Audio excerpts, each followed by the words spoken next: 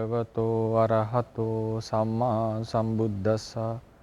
Namo tassa bhagavato arahato samma sambuddhassa. Namo tassa bhagavato arahato samma sambuddhassa. Good morning everyone.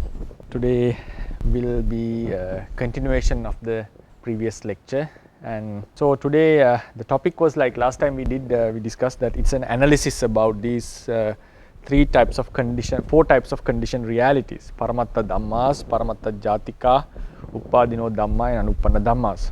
So what are the similarities and how do we classify them in terms of Dhamma? That's what we discussed. So last week we discussed about the nature of existing, how something could be called existing. If you remember, we divided into two groups. The main clarification was ultimacy, the ultimate Paramatta and Panyati.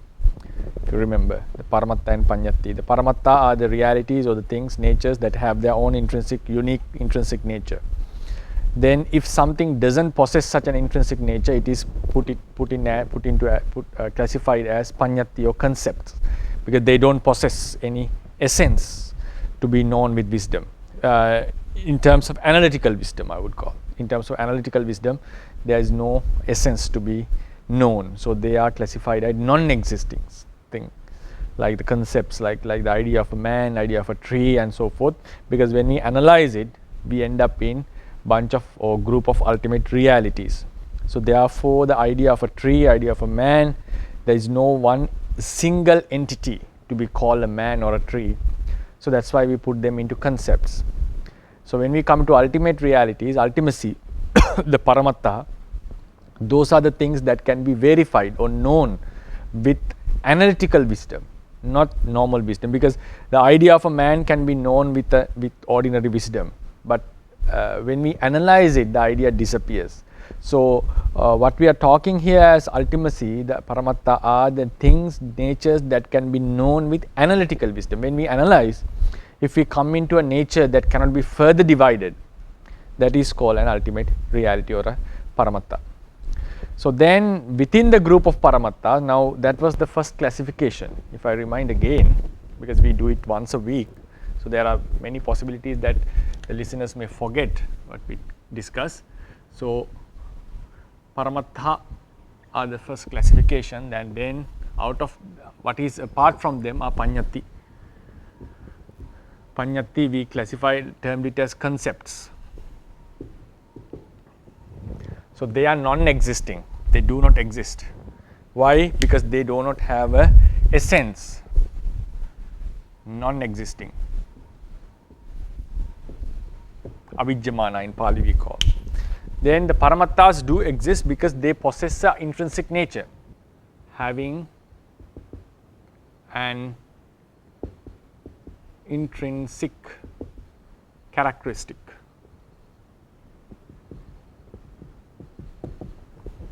So in terms of this, they are existing. Paramattas are existing. But the concepts, in terms of this classification, not in other classifications, they do not exist. Non-existing. Right? Non-existing. So we don't need to, regarding the Panyatis, we don't need to worry about the other stages, because from the very beginning, they are considered not existing anymore.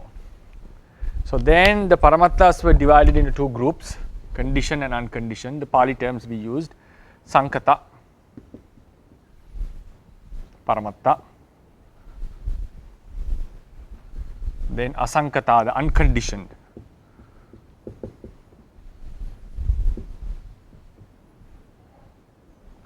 Paramatta. So the existence of Asankata Paramattas we shall discuss in the next lecture, the next week.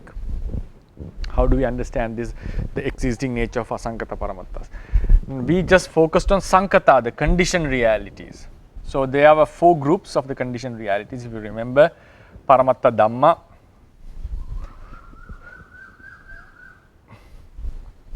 then we had Uppadino Dhamma,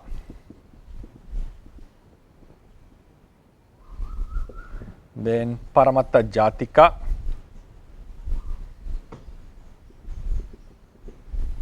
Then we have Anuppanna Dhamma.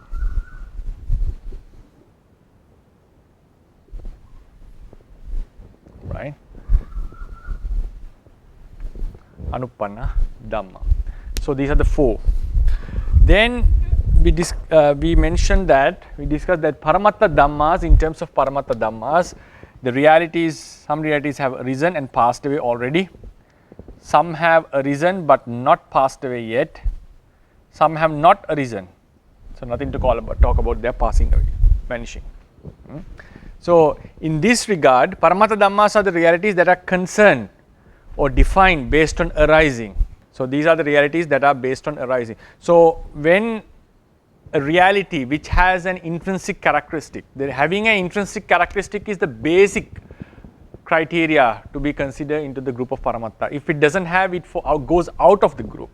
Now when we talk about these, when we talk about these realities, we always to keep in mind that having an intrinsic nature is a must. So that is the very basic idea of a Paramatta. To be called something a Paramatta, it should have its own intrinsic nature. It means it can be verified or known with analytical, at the end of the analytical wisdom, it can be known. It doesn't become just a concept when we analyze it.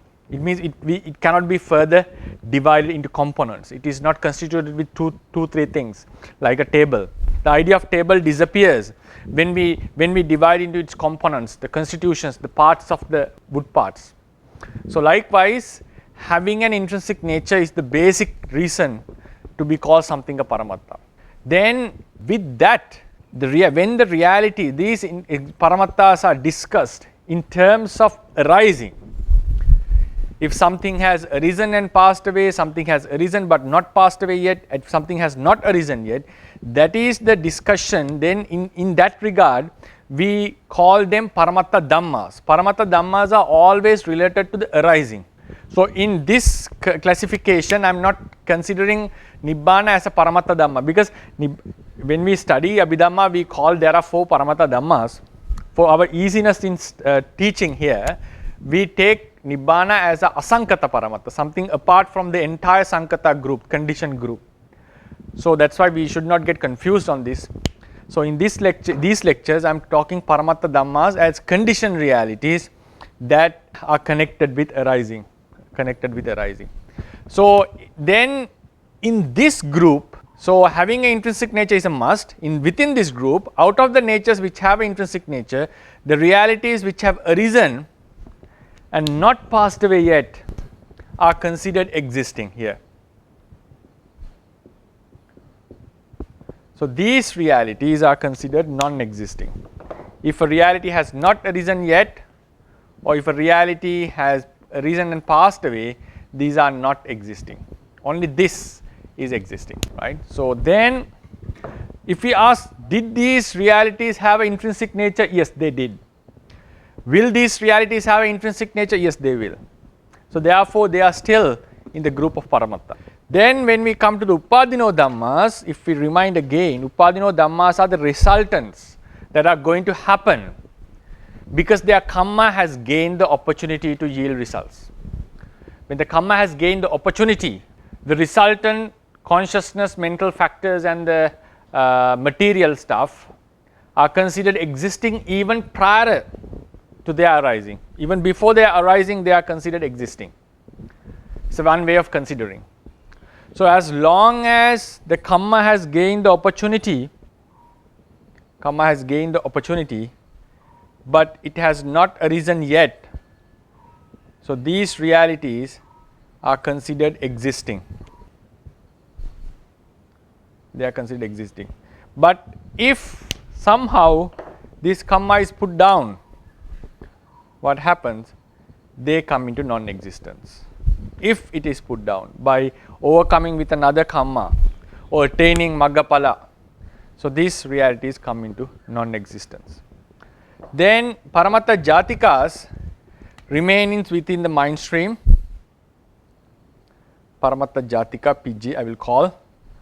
Then if, as long as they remain, they are considered existing, uneradicated.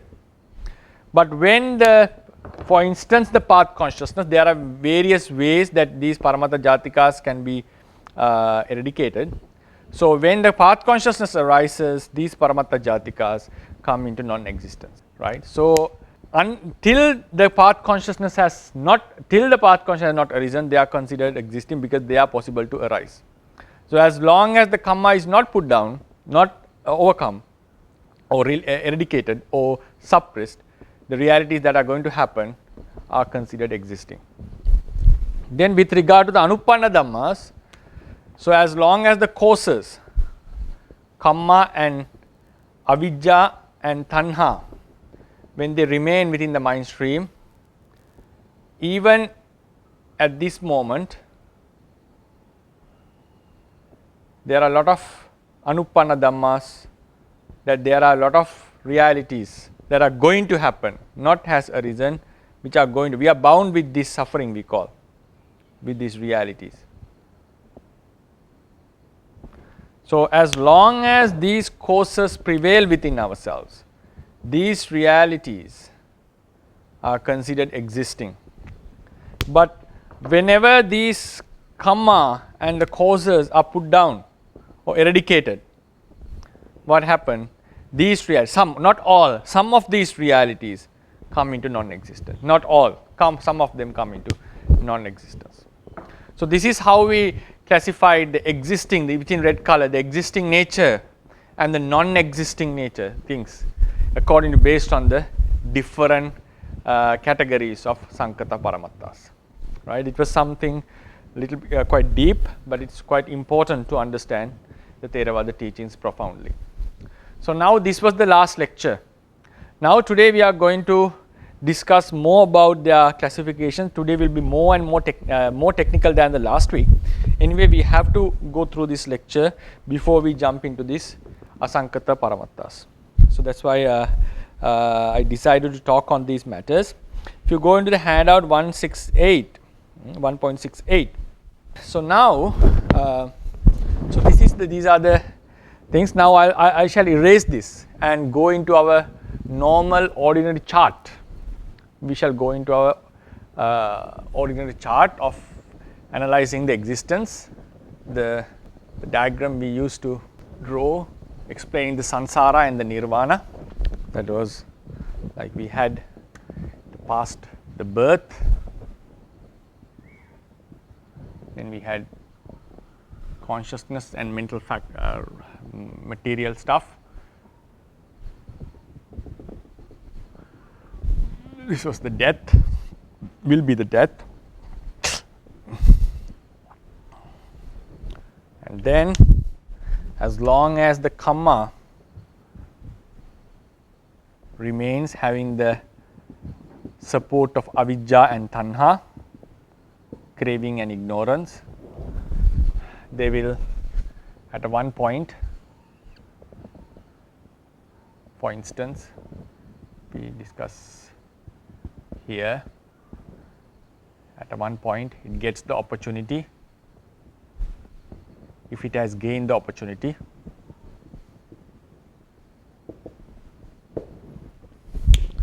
now there are some unarisen realities which are going to happen, and these realities had already happened in the past life.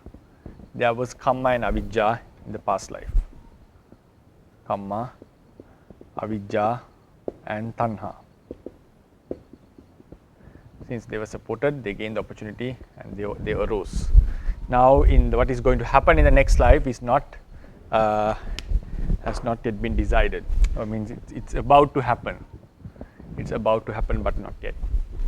So these are the Paramattha Dhammas, the Chitta Chetasikas which arises.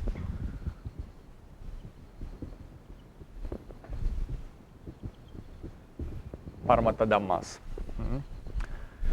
So these are the past ones up to here. Now because last time I said that the diagram is going to change today a bit. Right? So up to here, which the realities, the Paramattha Dhammas which has arisen and passed away already. The Paramattha Dhammas which have arisen and passed away already are called past, Atita, if you remember, the past, present and the future. That classification of past, present and future is exclusive to the Paramattha Dhammas, not to the other three groups.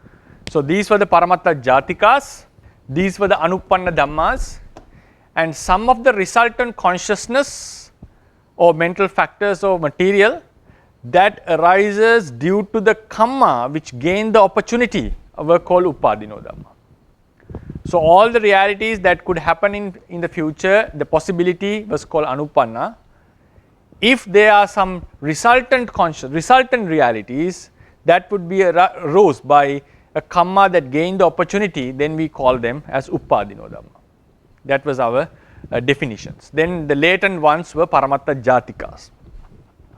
Now, the past, present, future categorization.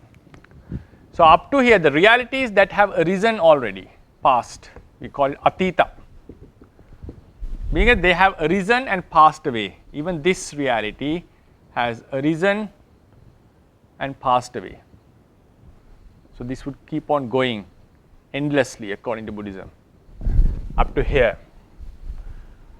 Then the reality which has arisen but not passed away yet is called present, Pachuppanna.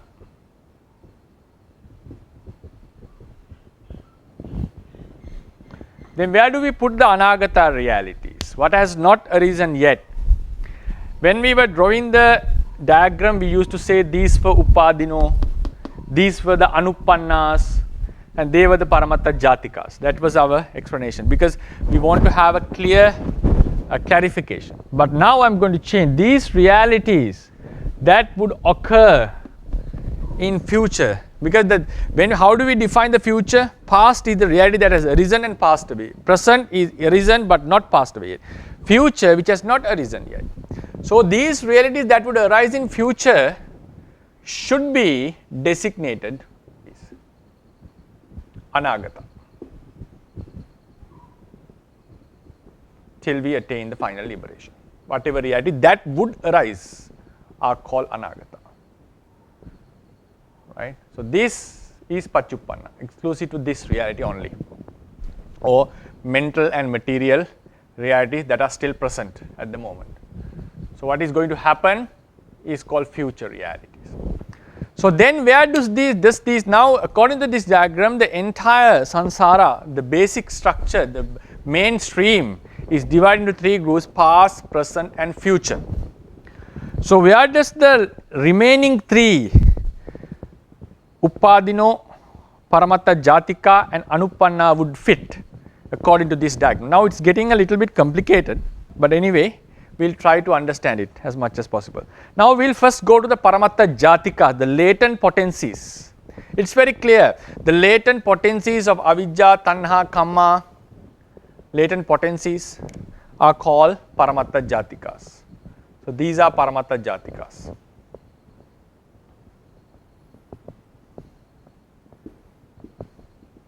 But it is not an exhaustive classification. There can be Vasana, Asaya and some other Paramatta Jatikas that we already discussed in very briefly in that lecture. Then what about Anupanna Dhammas? Previously we mentioned that what was written in the green color were the Anupanna Dhammas. So what were written in the broken lines were the Anupanna Dhammas. How do we explain them? So now the thing is, at this moment we said, how do we explain the Anupanna Dhammas? We are not freed from them. We are bound to experience these Anupanna Dhammas. So thing is, now when we want to explain Anupanna Dhammas, basically we have to go into the potency. So all the potencies are written below this group, below this line. So therefore the potency for these realities, are the actual Anupanna Dhammas. It means these realities now, even at this moment, if you take this moment, even at this moment there is a possibility that this reality would happen, this reality would happen, all these realities would happen. There is a possibility. So actually Anupanna Dhamma means this possibility.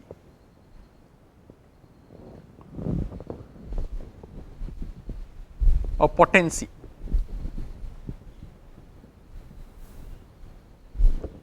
potency. There is a potency that these Anupanna Dhammas would arise as realities, as Paramatta Dhammas. So even at this present moment, we are talking about the present moment, at this moment, we are bound with this reality. That boundness, it's like a hidden energy. It's not the kinetic energy, the other one, like the potential energy we call, like a potential energy.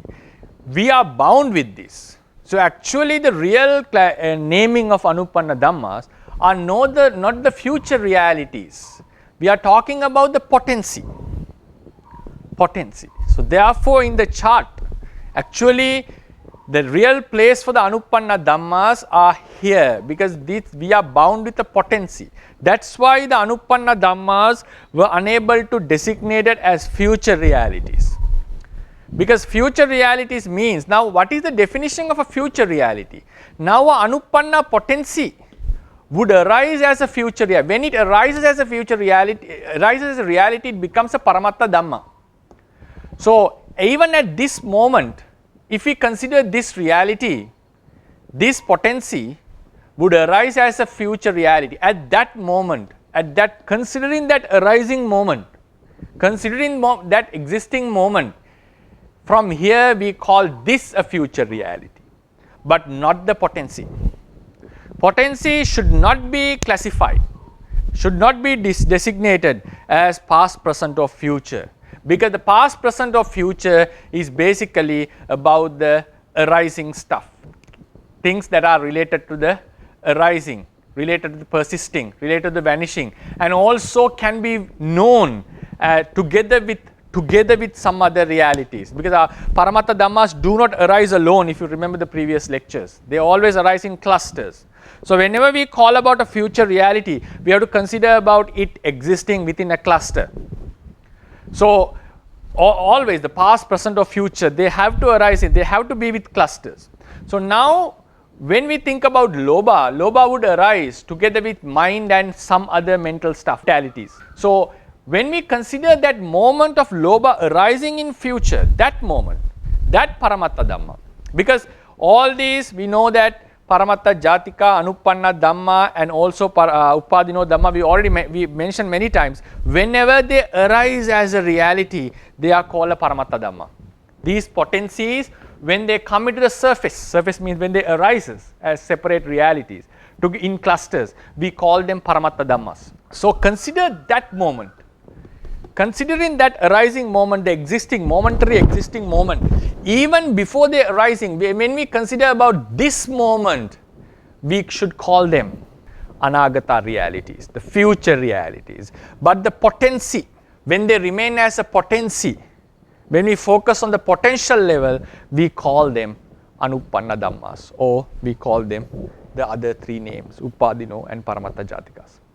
So that is the difference. So therefore, if we really use the word naming, the Anupanna Dhammas should be mentioned here as a potency.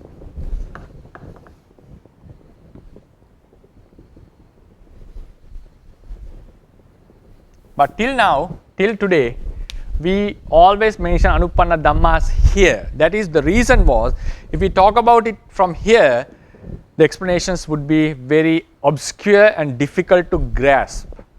So that's why now today we change the diagram and we give the real position of the future realities to them, and then the potencies are brought under this line. Now we think about the few Upadino Dhamma. Upadino, if you remember, Upadino Dhamma are the resultant realities that are going to happen because the Kamma has gained the opportunity. So normally we drew, these are Upadino Dhammas. But when we consider about their arising moment, even at this moment, they are future realities. That is why in Dhammasangani, Upadino Dhammas were put in future group.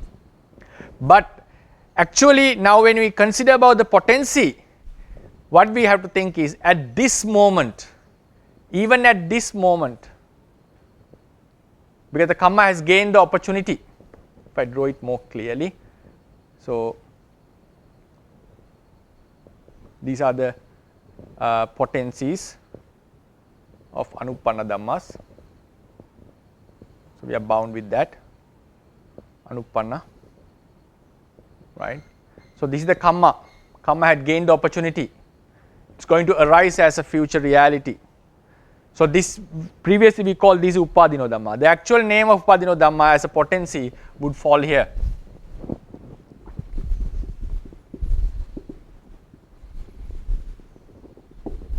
What does it mean? It has not arisen yet, but it is considered as existing. What is considered as existing? If the future, because there are many sutras, Buddha mentioned very clearly, future reality does not exist. And it was clear in our first chart, we mentioned the past and the future are not existing. But at the same time, we define the Anupanna Dhammas, non-arisen realities are existing. Upadino Dhammas, the resultant that are possible to arise are existing. Paramatta Jatikas are existing. We classified them as existing realities. At the same time, we said the future is not existing. So when we look into this, yes, the future is not existing at the moment. But the potency, we cannot say, we cannot deny the fact that we have such a potency. That is why these potencies were named existing, because we have to consider at this moment, even at this moment, now when the Kamma has gained the opportunity, we are bound to this suffering. As long as the causes prevail, we have a potency of experiencing the future suffering. So considering these moments, we call them existing realities. That's why we can classify them. Other than that, it's very clear the future is not existing at the moment. Now I hope that the explanation was clear. When we talk about the future realities, we are talking about the moment they will arise as separate in separate clusters, as separate entities, as ultimate realities. That is the future reality. We have to consider about this moment, not the potency. So the basic idea of this lecture is to show that, to differentiate the realities and the potencies.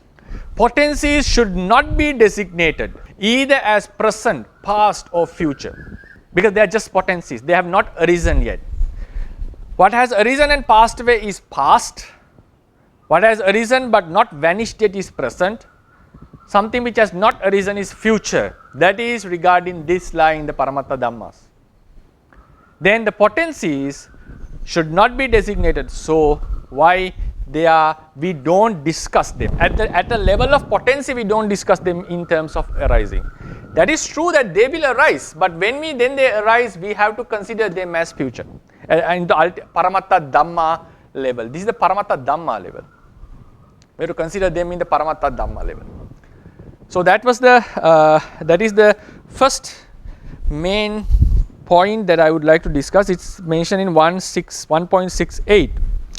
When three realities, Upadino Dhamma, Paramatta Jatika and Anupanna Dhammas, remain as a potency to arise in future, they should not be designated either as past, nor as present, or as present or future.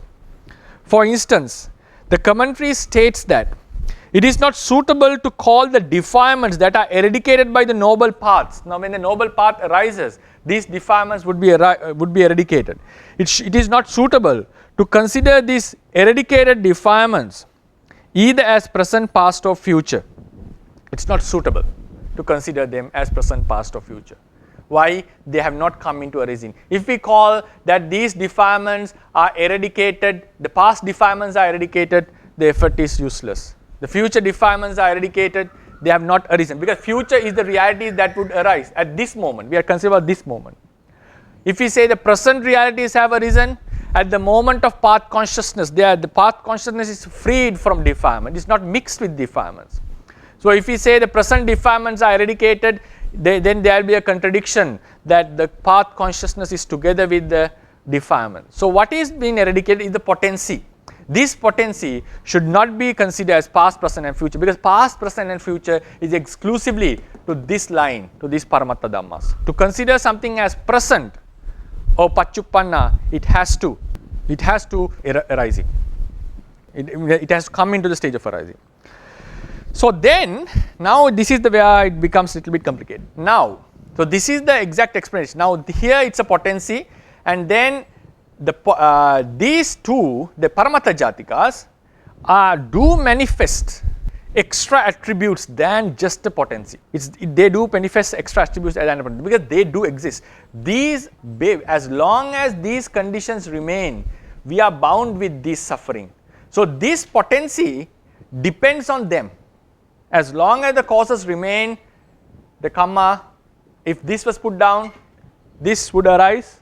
So therefore we have we are bound with we have a potency. As long as if the causes are there, we are bound with this suffering, the potency is there. Whenever they are removed, these potencies would be gone. So these potencies greatly depend on the Paramattha Jatikas.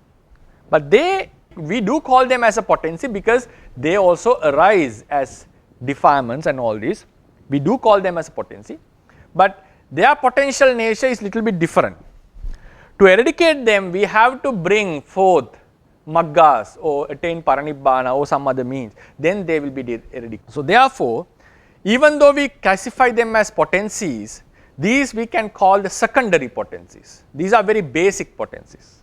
And at the same time, they are found in one way or another within ourselves. Defilements are there. It's subtle than the defilement that arises in the mind stream. It's a subtle stage. Based on these subtle natures, we are bound with potency. So we can, even though we call them a potency because they are possible to arise, this is a very basic type of a potency. These potencies greatly means completely depend on these potencies. That's also something we need to clarify. Now, all these three basic or secondary potencies have the possibility of arising. They arise. Whenever they arise as ultimate realities. Now think about this potency. The Anuppanna Dhammas, the third group, last group, the Anuppanna Dhammas, they would arise as separate reality, this potency. So because they are arising in future,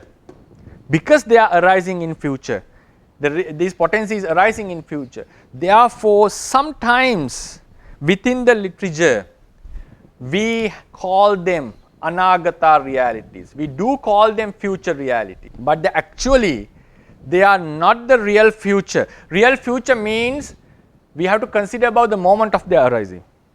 So as a potency, though they arise in future, because they are arising in future, they have somewhat similar characteristics of future reality. So we call them in Pali anagata samanya, not anagata. That is similar to future. Similar to future. We call them anagata samanya. Same thing can be used with this potency, anagata samanya. And moreover, even the basic potency, because it arises, defilements arises in future as separate entities, can also be called anagata samanya. So all these three potencies are called anagata samanya, not anagata exactly, similar to future. In some places in the literature, that is something that we have to consider. In some places, it has been used. The word anagata has been used in some places for these potencies. Whenever ladies have to suggest that in such occasions, when we deeply go into the literature, when we analyze, find the information that are used in the commentaries and also in the text, we have to consider these anagata. This word anagata is not about the real future, it refers to the similarity. So even though in some places you may encounter that the word anagata has been used, it's clearly been used to these potencies, but that is in the meaning of similarity, not exact future. The real word should be used is anagata samanya, that's the best word. But the word anagata has been used, but we have to understand it as in the Theravada context, this is not the real future, because the real future we are talking about the reality, not about the potency. So if the potency is addressed with the anagata term, we have to understand it as anagatang vyati anagatang, similar to anagata. In a Pali context, is a samasa, kammadare samasa, upamana pubapada, right? So that is the second information that I would like to offer. Right? Now we should differentiate the potencies with the Paramattha Dhammas, and how do we term the potencies? Anagata samanya. Then the basic potency that is found there, right, has some other characteristics as well. It's not only because when we see this basic potency, we know that they exist within our mind stream as forces. At the same time, they are being eradicated by the path consciousness and also suppressed by the defilement at this moment. Therefore, these potencies possess also characteristics similar to the present realities. I think last time when in one discussion Dr. Ryan asked this question, why they are not present. Yes, they do have present qualities. They greatly correspond to the present realities because they are found at this moment. But the difficulty, the barrier to call them present realities is because they have not come into the state of arising together in a cluster. So therefore, but still these potency, not these two potencies were not given that it is, maybe it is possible to term them. I don't want to go into that depth to have a discussion on this because I am unable to give an exact answer.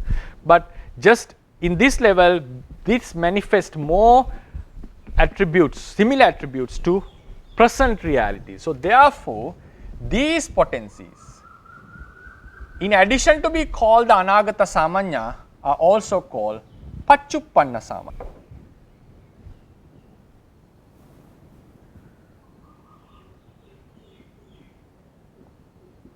Pachuppanna Samanya means similar to present realities, not exactly present.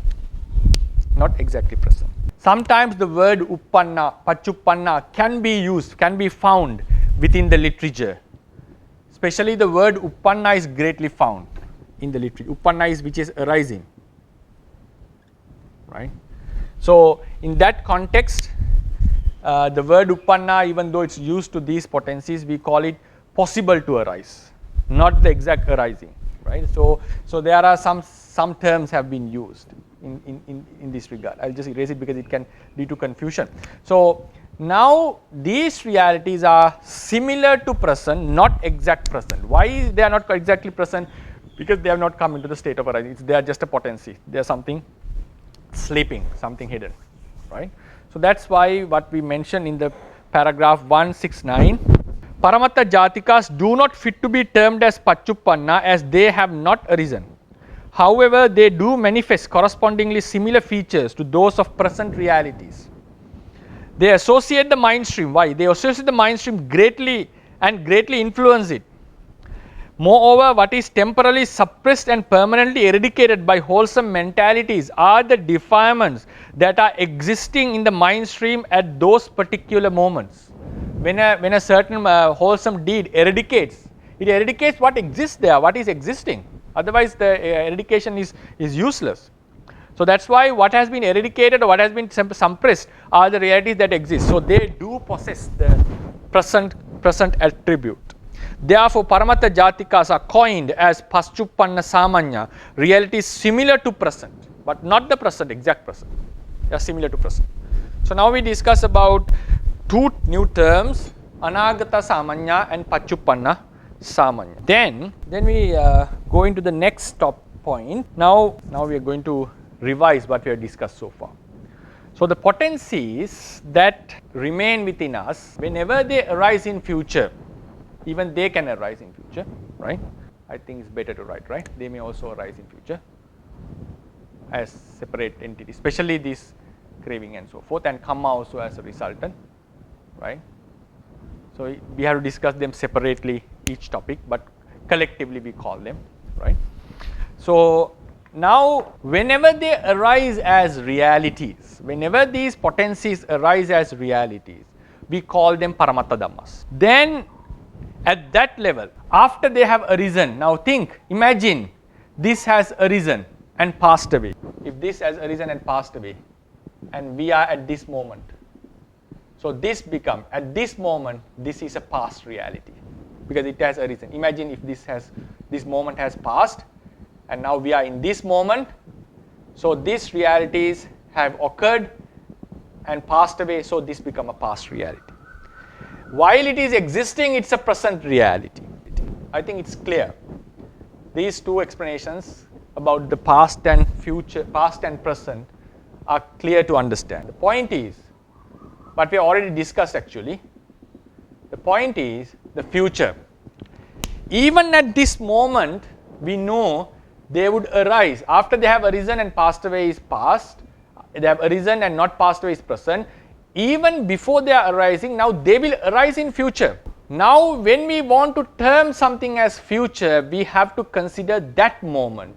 A potency, whenever it arises as a reality in future, considering that moment of arising, considering that moment, not the potency here, we have to term it as future. So in the end, what happens? It is these potencies that have arisen and passed away. It is these potencies that have arisen and existing at the moment. It is these same potencies that would arise in future. So future means you have to consider that moment, not the potential moment. So if I'll repeat again, if a potency has arisen and passed away, then it is a past reality. If it has arisen and not passed away yet, it's a present reality. Considering that potency that would arise in future, that arising moment, considering that arising moment is future reality. But the potency itself should not be called either as past, present or future. It should not be designated in terms of past, present, future. The past, present, future is related to the Paramatta Dhamma level. Yeah, that is the next point that would like to discuss. That is 1.70. All these three types of realities, Uppadino Dhamma, Paramatta Jatika and Anuppanna Dhammas, whenever they arise together with some other realities, it means in clusters, are considered as Paramatta Dhammas. They are Paramatta Dhammas. When they have arisen as realities that possess unique intrinsic natures, that is the basic criteria for Paramatta, and have vanished, they are called past. Before the arising of these three types of realities, intrinsic nature and when they have arisen as realities, possess intrinsic natures and exist together at the moment of existing with some other realities, they are called present. After they have passed away, they are called vanished, they have called past. Before the arising of these three types of realities, considering the moment of their future arising as a Paramatta Dhamma, those realities that arise in future as Paramatta Dhammas can be termed as Anagata. This moment is Anagata. Then it highlighted the most important fact is that when these three types of realities remain as a potency to arise, that potency should not be classified either as past, present or future. Then a counter question would surely arise. If these potencies, now do these potencies exist according to the teachings? Yes, we have lots of evidence to consider that Buddha has considered these potencies as existing in one way or another. It's a fact according to the literature.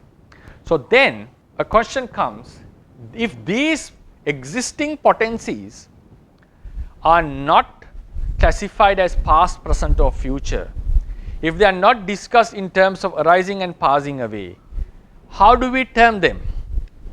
Because we already discussed the classification of conditioned and the unconditioned. According to the Lakkana Sutta, Sankata Lakkana Sutta, Buddha mentioned what are the three characteristics of conditioned realities. It has an arising, it has a vanishing, and during the persisting stage, an alternative is seen. A change is seen. It has Jati Jara Marana, arises, decays and passes away. So this is the basic characteristics of conditioned realities. And here we are talking, we do not distinguish them in terms of arising.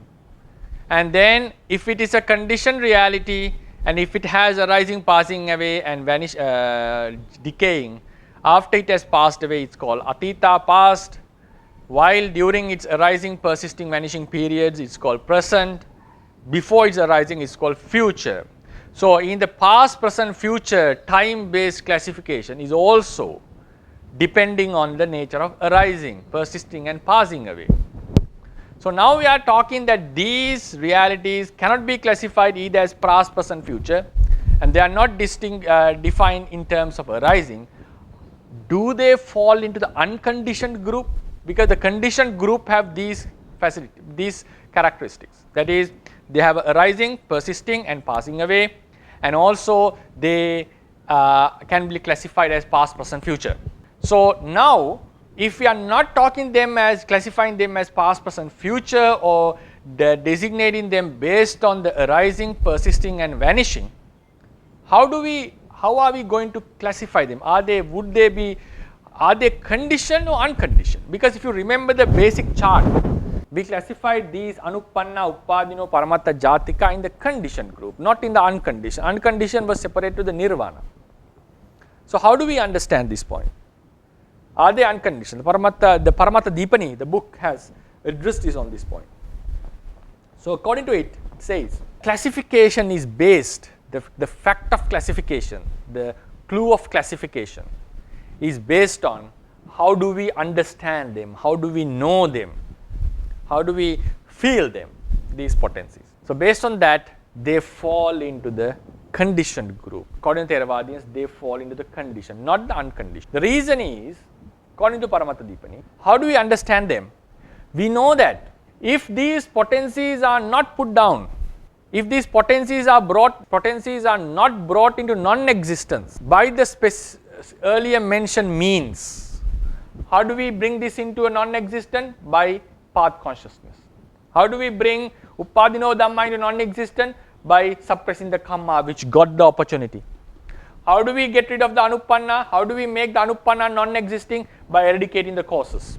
If the relevant causes are not removed, these potencies would surely arise in future.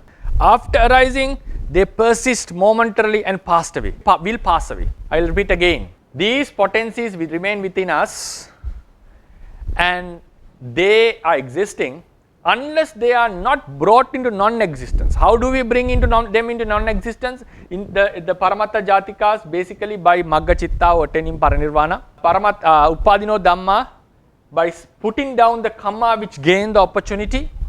Anuppanna Dhammas, by removing the causes. So unless we remove the relevant causes for these potencies, they would surely arise in future. If they arise, they will surely arise, persist and pass away in future. So it means they are sankata, the conditioned characteristics of arising, persisting and passing away. We know them in terms of that understanding. They would arise in future. So that is why they matter to us. Because they are going to arise in future. So before they are arising, we have to remove them. So therefore, these potencies are known in terms of arising, passing away and vanishing in future. So they are not completely freed from the conditioned qualities. Because the very basic reason for this, according to Theravadians, the potencies and their state of as Paramattha Dhamma are not two things. That is the potency which arises as a Paramattha Dhamma. The potency itself arises as a Paramattha Dhamma. It's not a different state. That is the argument that was presented in Katavattu, in the Anusaya Anarammana Katha. Some sect wanted to completely differentiate these potencies from the realities. The Theravadians held to the idea, no, that is not how the Buddha wanted. There are many, they said there are many suttas, evidences to show that it is the same reality that remains as a potency according to the idea of the Buddha. And it is, such information can be fetched from the literature, from the canon. So therefore, Theravadians consider it the same potency which arises in future.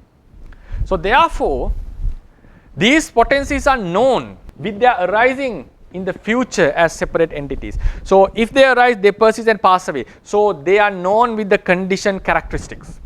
Therefore, they are not fully freed from the conditioned natures. So if something has these conditioned natures, it would arise in future, right? At the moment of arising, before arising, considering that arising moment, it can be termed anagata. After it has arisen, it's called Paccuppanna. After it has passed away, it's called Atita. So therefore, they have the timely attribute even. What happens is, now these potencies we cannot call, but still we cannot call them Sankata. Sankata means which have the arising, persisting and passing away. They are not possessing these characteristics at this moment. They are just a potency. So they are termed as Sankata Jatika.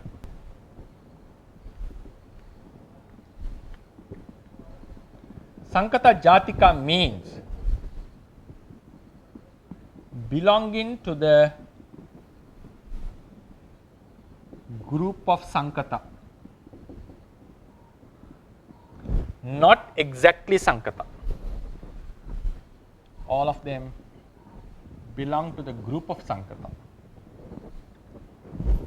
not exact Sankata. Why? They are known with the characteristics of Sankata. At the same time, they are also called, this is number 1, Te Kalika Jatika.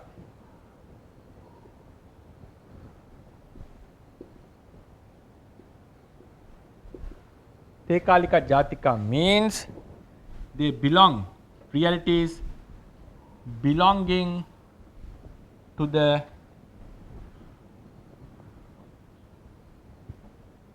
group of realities related to time. They are not time freed. Sorry that it's not clear, maybe it's not very clear. Maybe I'll similar to future. So number 2 is Te Kalika Jatika, means belonging to the group of realities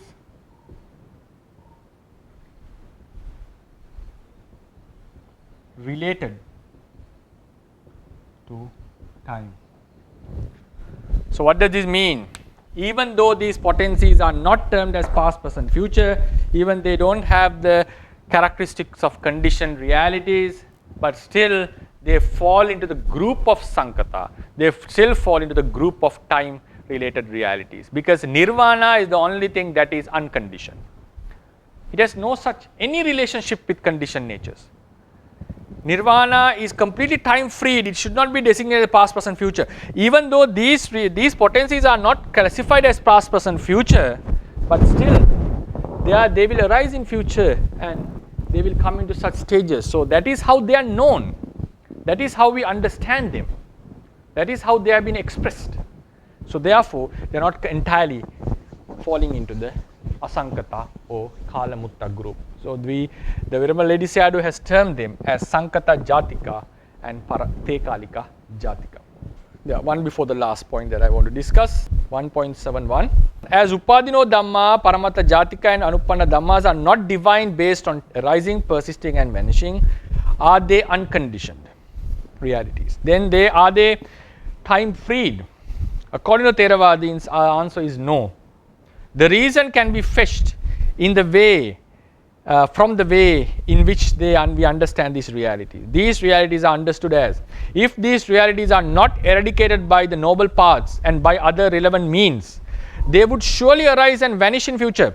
So they are known in relation with the characteristics of conditioned realities, hence are not unconditioned, no time freed. However, as they are not defined based on arising, persisting and vanishing, they do not fully fit to be termed as conditioned realities, and as a result cannot be classified either past, present or future. So what we come into intermediate stage. Therefore, in Paramattha Dipani, they are termed as Sankata Jatika, realities belong to the group of conditioned realities, and Te Kalika Jatika, realities belong to the group that are related with time. So we have now, when we explain Sankata, Sankata Jatika and Asankata. Te Kalika, past, present, future, and related to past, present, future, not exactly past, present, future, and time free. Te Kalika Jatika and Akala Muttaka. I'll repeat again, the condition, we normally say condition, unconditioned. Within the condition, there are realities that are related to condition that are not entirely conditioned, like what we see in the sutta. Then in the time time classification, we have past, present, future, that is related to that belong to the 3 times, and reality which are related to the 3 times, not exactly past, present, future. And then the nibbana, the time freed reality.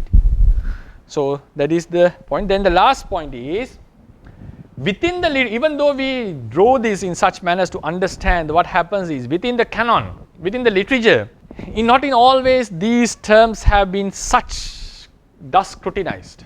They have not been such analyzed.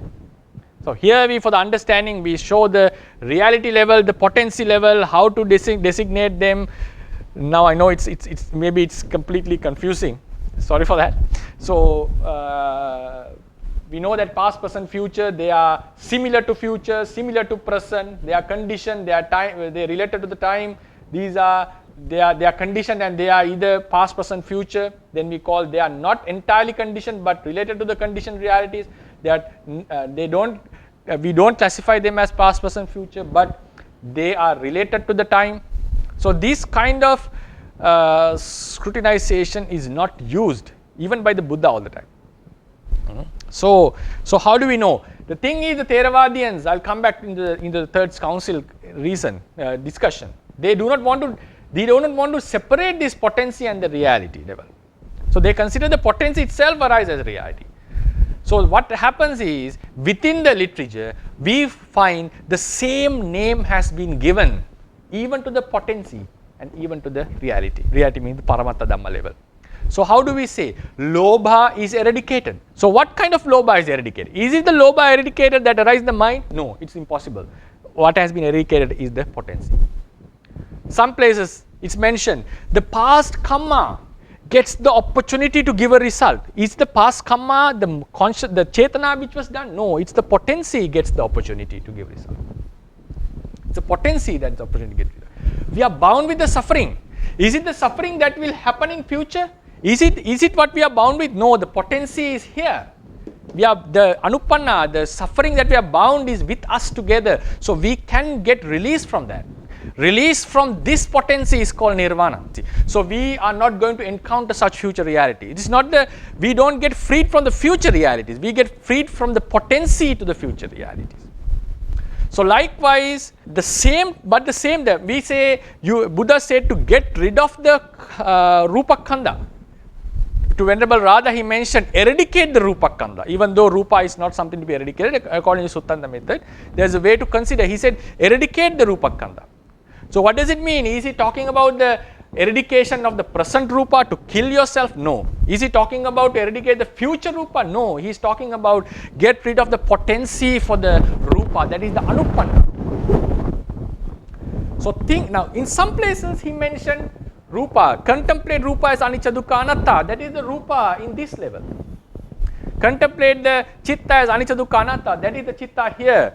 Whenever the lobha arises, be aware, that is the lobha here. So therefore, the same term lobha has been used for the potential lobha and the lobha which arises as a reality. The same term, the rupa, has been used, the rupa that we possess and the rupa that we are bound with.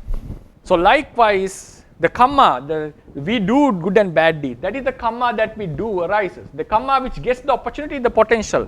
So therefore, the thing is, within the literature, the potency and the paramatta level, paramatta dhamma level has been used. The realities, terms, the similar terms has been used. The same terms has been used referring to the potencies and also referring to the paramatta dhamma level. So it's our duty, the readers have to be cautious to distinguish which thing the term is referring to according to the context.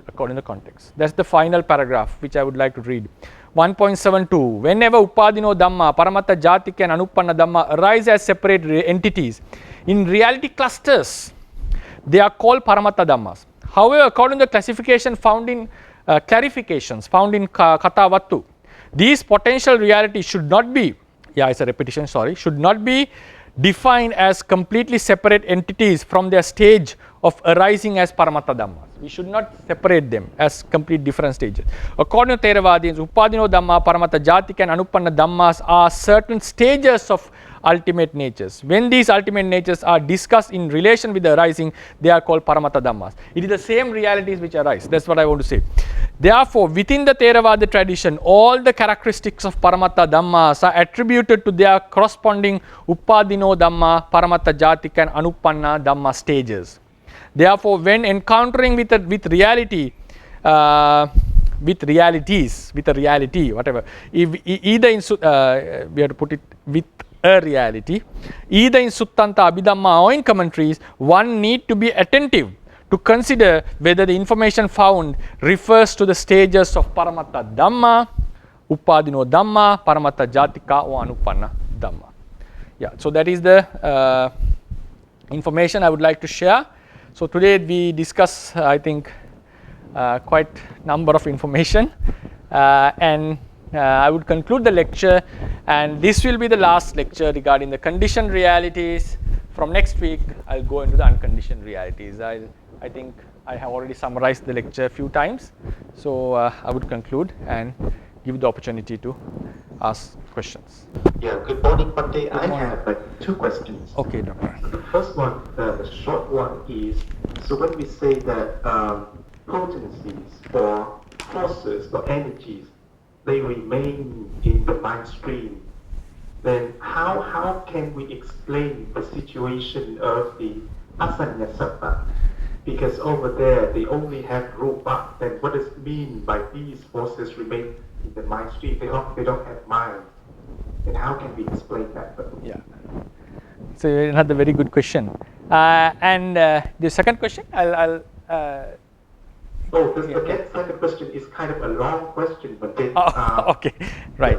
Okay, then first we'll go into the Asanya Satta. I think the audience would understand it, because we say these potencies remain within the mind stream. Potencies remains in the mind stream. And also we have in the Theravada literature that there is a realm called Asanya Satta. There's a realm called Asanya Satta where there is no consciousness. The question is, in Asanya Satta, how do we explain these potencies? How do we explain? Because we know Asanya Satta is not a being, is not freed from the suffering. He's going to experience the next life in the Kama realm for sure. And it's not a fully liberated state. There is a certain liberation at that time, but not fully liberated. So he's not freed from the suffering. And then we explain that these natures are connected with our mind stream. So how do we explain if there is no consciousness there? It's a very tough question to discuss. So, and it has not been, I haven't found such information about the Asanya Satta. But I can give some personal ideas about this. Maybe it's logical or illogical, we can decide it later. So because so far I haven't found some literal evidences for this, yes. So what I mentioned was that this is a very tough question, and there's so far I haven't found any information about how to get a literary answer. There's answers from the books for this directly. But we find, like, I can give an answer that I personally feel that is how to explain. I have also discussed with my friends about this question, because this was raised in the Sinhalese fundamental class also. So this, but the first thing is, are they related to consciousness? Yes, that is mentioned in the texts. And is it logical? Yes, we find that they affect the mind. They are really affecting the mind stream. We can call they are related to the entire thing. We can say that they are related to the entire nama rupa, but greatly they are related to the consciousness. Right? They are related to consciousness, and so there are informations that they associate the mind stream, but they are also related to rupa as well. Then at the same time, we know Asanya Satta beings do possess defilements latent. That's why, and also they have a karma force. So it comes forth and gives results in future, in the next life. But we also say that they do not have a mind stream. So the one explanation is that we can say, we normally say they are associated in the mind stream, but at the same time some, for example, with related to the kilesas, we say, we normally say they are associated with the mind stream. So now, if someone is now born in a Asanya Satta, for instance, now this is the life that he had before, and he's passed away. Now during the Asanya Satta there is no consciousness. and then the consciousness arises again. So there is a gap here. So how do we explain if the consciousness is not present in the Asanya Satta? Where does these potencies remain? Do they remain in the past life, or do they suddenly pop up in the future life? That's another question that we have to ask. So thing comes with the answer comes, my personal answer, the way of answering, it comes from the Anantara Paccaya. Anantara Paccaya. Anantara Paccaya means the previous consciousness supports the following consciousness. According to Ledi Sayadaw, what he's mentioning is every consciousness has a certain kind of consciousness is an act of knowing an object, cognizing an object. So when this act of knowing or cognizing passes away, this act of cognition has a certain speed, a momentum, kind of a momentum. So what happens when the consciousness completely passes away? This momentum does not fully cease. That momentum completely ceases after arousing another consciousness, a similar type of an action. The momentum was related to one action, immaterial action. Now normally momentum is related with physical stuff according to science, but we are going to use that term. So the immaterial consciousness arose and passed away. The momentum related to that, even the consciousness passed away, causes another similar action. That is an action of cognizing an object, knowing an object. A similar action means another consciousness.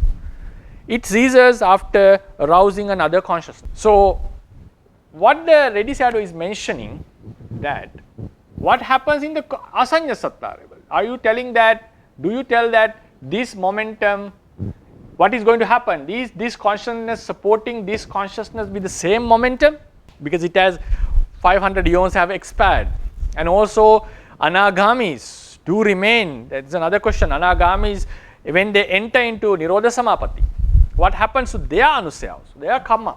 That's also another question, similar type of a question.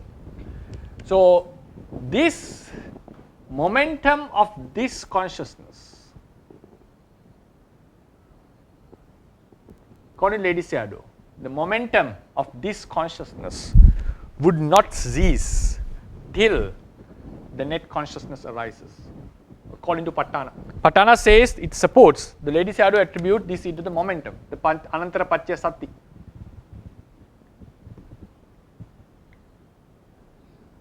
The example he gives is, now there are certain fighters belonging to a order them to fight in various wars, but sometimes they are given the holiday, they are given the time off.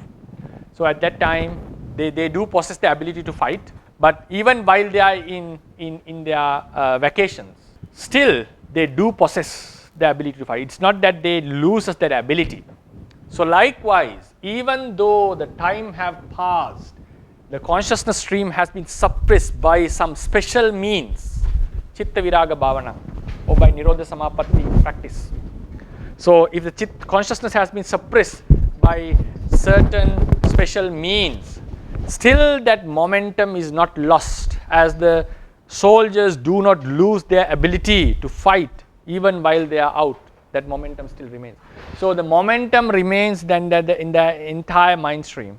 So personally, there is a way to explain that if the momentum is there, so it's not fully, even though the consciousness is fully absent, still there are certain traits of consciousness related there, as the momentum is there. So when the momentum is present, we can still attribute that these beings do possess. Because according to the Yamaka or Vibhanga, I forgot, Asanya Satta, everyone who is born in the Rupa Avachara realm do have Anusaya. It's not that the Asanya Satta is freed from Anusaya according to the context. So how do we attribute the Anusaya?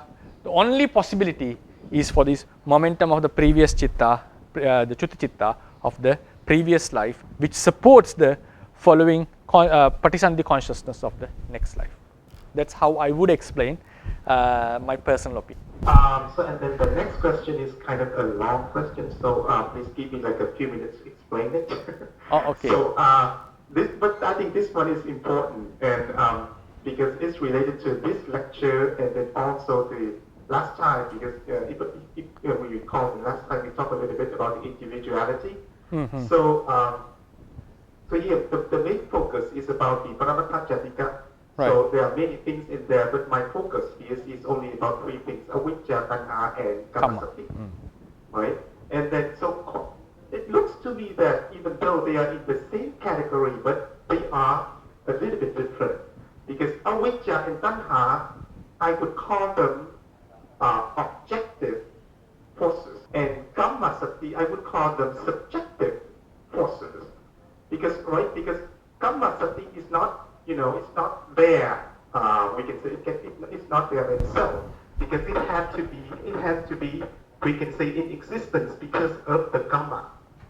So we did something and then we leave something else, and that one is called the kammasati. But avijja and tanha, they are there by themselves.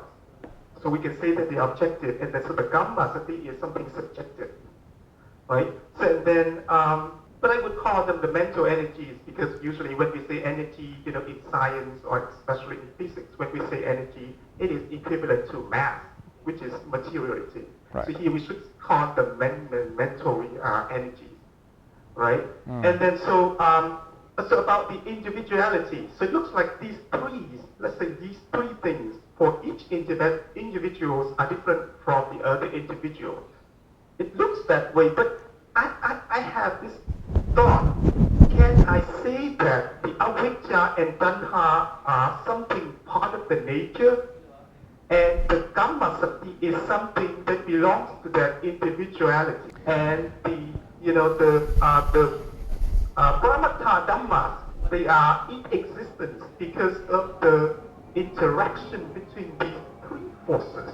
Then can we say that at the moment, let us say the arahata phala, arahata magga, then we usually say that magga eradicates these forces. But can we say that instead of saying eradicating, it is detaching? So it's the kammasati is detaching from the avijja and tanha, because avijja and tanha is like something part of the nature, is out there, and the kammasati is something subjective. So because they are interactive, so that's why that all kinds of paramattha dhammas are springing out from those things. So at the arahata magga, then the kammasati is detached from the avijja and tanha. Can we think about it that way, Bante?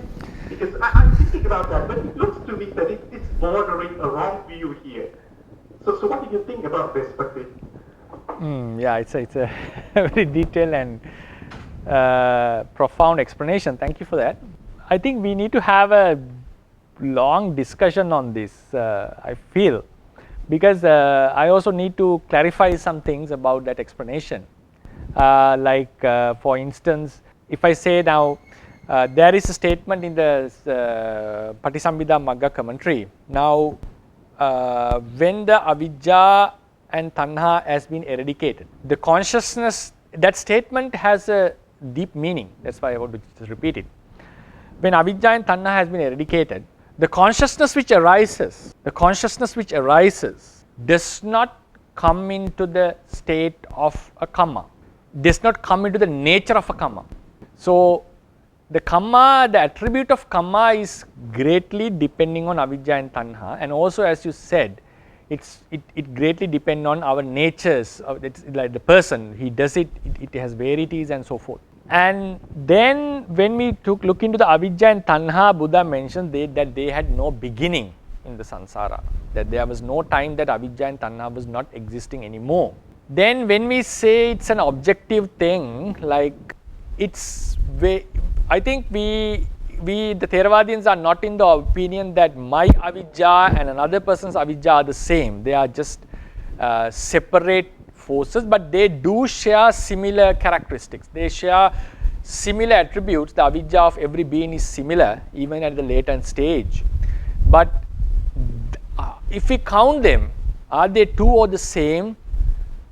I would say they are two. They are two things. They are two potencies, but not but sharing similar characteristics, like the consciousness of every being has a similar functioning, similar characteristic and functioning. So in that sense, when the avidya arises, because I have my own avidya, I have my own tanha which have been existing without any beginning. So then my arhat consciousness, if arises in future, it would eradicate all the avidya and tanha without any remnant. Then what happens, all the consciousness, the anupanna dhammas which arises, because I have been born with a past karma, karma is the main result of all the nama and rupa. Because of karma, all nama and rupa remains. Even though some are not karma born, not vipaka, they spring forth from the vipaka stream. So we can attribute all the consciousness and mental stuff, material stuff into the karma. Karma is the producer of all mentality and materiality. We can call it because if the karma didn't produce this life, it would not going to happen. And all the consciousness springs forth from the bhavanga consciousness. So therefore, when the karma force, then when we're talking about the detachment, yes, the karma cannot be eradicated by the path consciousness. What happens is the effects of the mind, lobha and avidya and tanha is no more to the karma, so it doesn't have the ability to give a rebirth. So we can call it detached, or it's not affected anymore when the defilements are eradicated, but the karma still remains within the mind stream. Yeah, that is how I would explain that. Yeah, I don't know whether that's the answer. But yeah. You don't think that avidya and tanha would be something part of the nature? You mean common to everyone? Yes, I want to say it like that. You mean shared by like the Upanishad? Is it like Upanishad that everyone is sharing the same self? For instance, the mother's soul. That's what I mentioned. That's what I mentioned earlier. That is like it's bordering a wrong view. Okay. But I don't want to say it's a self. It's just some sort of an energy, mental energy out there in the nature. Shared by all the things, all the beings. It's not we shared, but what we have is just the karma force. So that karma force is interacting with that. Oh, you mean we are, so in that case we are not eradicating avidya and tanha, we are separating avidya and tanha from the karma. Oh, it would be something new to Buddhism, I would feel. I would feel it's something new. I think what we have so far is individuality is there, like my avidya is different from another person's avidya, even though they share the similar characteristics. I think it's similar like the chitta. Like it's not a chitta, but the similar way how we understand. We don't share the same chitta. It's chitta. Now it's like I would say like, is there a certain kind of a law which defines the rising of consciousness? Why all consciousness have the same characteristic? That is attributed to a law. Like when we go into the chart of Paramatta Dhamma, Paramatta and Sankata Paramatta, Asankata Paramatta. So what does this mean? What does this Paramatta means? It's like there are similar, we can say when we explain, now for instance, in some place we explain that how do we explain lobha and now lobha and chanda, dosa and alobha and adosa. Even whenever Lady Sayadaw attributes them to the very basic quality, like there is something called akkanti, non-tolerance. When non-tolerance is mixed with ignorance, it becomes dosa. When non-tolerance is connected with saddha, it becomes alobha. So likewise, we can go in the tree more up, more further, and then if someone asks a question, why every consciousness has the same characteristic or same nature of arising and passing, that is determined by a certain law. So in that sense, why the avidya has the nature of ignorance, or why the tanha has the nature of craving, that is defined by a certain law which governs above everything, like a constitution which governs the entire country, even the president is under it. So likewise, there is a law above all these natures which defines the characteristics of these realities. So it falls in the doctrine of necessity. So therefore, in such sense, we have such a common sharing. But to my understanding, what I've studied so far, I feel like the avidya of us two beings are different entities. Even they are potencies, they are unique potencies, like separate entities. Yeah. Good morning, Bante. Okay, good morning, Robin. Thank you very much for today's lecture, Bante. Bante, if possible, if the time is enough, I have 3 questions, Bante. Okay. Yes, Bante. So the first question is maybe it's a little bit basic, Bante. So I have noticed that Bante has mentioned several times that past reality do not exist and the future reality do not exist if we consider it from some aspect, Bante. I know that in this respect, Bante is talking in the context of the technical stuff, Bante. But can we also apply this understanding for some aspect of our daily life, Bante? Because I think that people in the society are tormented by the past, sometimes tormented by the regret of the past and also the fear for the future, Bante. So can this understanding also be applied in such a daily context, Bante, especially for lay disciple, Bante? Yeah, it's yeah. I'll just. Is it the first question? Yes, the first Okay, question. so I'll go one by one there. So it's like it's not only for lay disciples, because it's even for monks. Like if something which is not existing, something which is not existing in the future, we don't need to worry about it, because we are supposed to focus on our present moment, and that's a way of getting rid of tension, of stress, and everything. So it's if we worry about the past, because we cannot correct it, it's already gone. We worry the future, which has not yet come, because it can change according to the context, according to the conditions. So therefore, it's a very good thing that we consider they are not existing. So we have to focus on what is existing. We try to correct our existing moment. Like existing moment, what I means is present moment that we are going to face again and again. But the thing is, like, this is very quite important, that to get rid of stress and get rid of all the difficulties that we have in our day-to-day lives, not to waste our time and so forth. And also there are places where the Buddha has mentioned, just focus on the present time and live peacefully. If you think about the past and wonder about the future, that you are not living the entire full life. Then the thing is, in Buddhism, we should not only discuss about this aspect. That is something that I also feel like in Vipassana meditation and also the liberation, we cannot just explain it based on all these 3 aspects. The potency is a very important fact. We are already considered about the potency. Potency means we are not freed from the future. So we are not thinking about the future, but we have to be aware that such a potency is remaining within us, that we have to get rid of the potencies. So that's why I mentioned, when we do the Vipassana meditation, this potential aspect is very important. When we come into, especially to the Udayabhya Jnana, rising and falling wisdom, we start to contemplate about this potency, and we understand that we are not freed from the future suffering that is going to happen in future.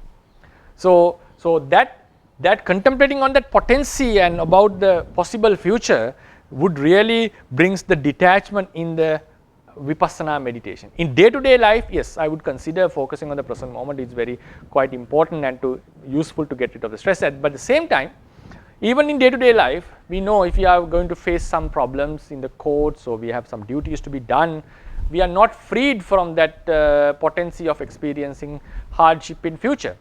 So therefore, we do have to think about how to deal with the future. So instead of getting, because if we don't study for an exam, we are going to face difficulties in our lives. So the potency is always there, because now next lecture I am going to talk about how to get rid of this potencies of suffering. So next lecture will be talking about how do we get rid of these potencies temporarily and permanently. What is that nirvana means in terms of Buddhist teachings. So therefore, even in day-to-day life, even we focus on the present moment, that's a very, very good thing, and also it gives a lot of release and all. But Buddhism is not entirely depending on this aspect. The potency plays a huge role in day-to-day life. Even we as normal ordinary people, we think about this potency. That's why we get prepared for the future. At the same time, and in the same way, when it comes to Vipassana meditation, when it comes to liberation, we do have to consider about this potency, because that is from what we get released or liberation from. Yes, Bante, and it's just like what Bante said, that so in one aspect we should just like live in the present, but we also should be like considering this potency, Bante. Yeah. So in Bante's like opinion, what kind of attitude is the good balance between these two, Bante? Yeah, it's like even though because when we focus on the potency, we are thinking about it's related to the future.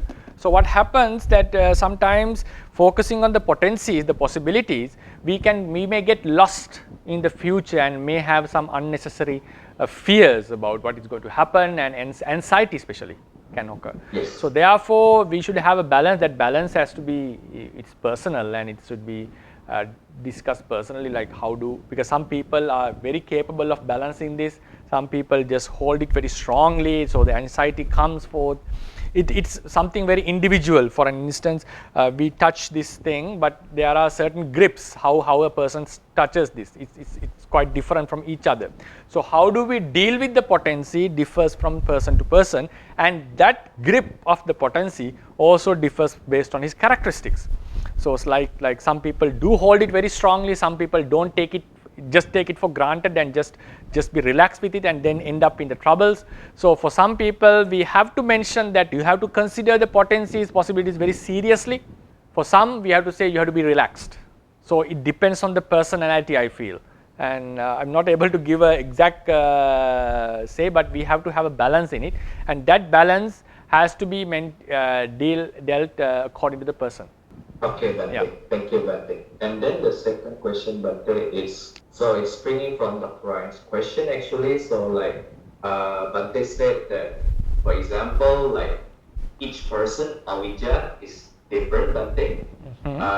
Since like I have studied maybe a little bit of for example, the Abhidhamma Sanggaha, that it mentioned like reality have the same like characteristic, proximate cause like that, Bante.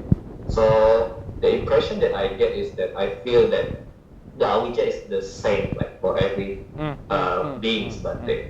Then what I want to ask is that what is the difference, Bante, for example, my Awija and your Awija? What is exactly the difference, Bante? Yeah, in terms of characteristics, as we go further and further, Avijja, we find Avijja as the very basic cause. Even though Avijja is also depending on some other causes, it's the very basic cause of the existence. Even Tanna exists as long as Avijja remains.